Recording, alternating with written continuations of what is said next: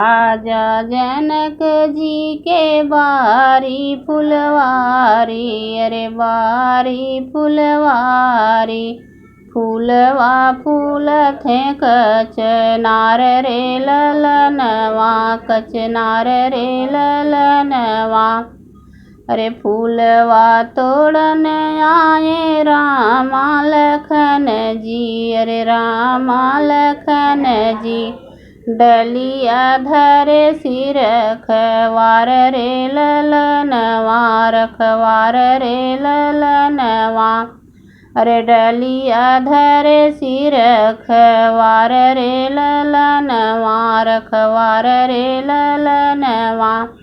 राजा ही जनक के बारी फूलवारी, अरे बारी फूलवारी।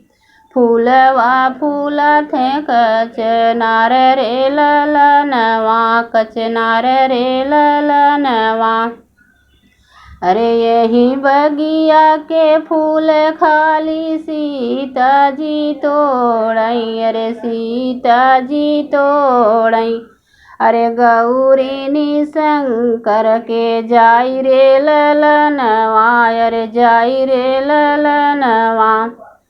अरे गौरी शंकर के जाई रे ललनवा, अरे जाई रे ललनवा। राजा जनक जी के बारी फूलवरिया, अरे बारी फूलवरिया।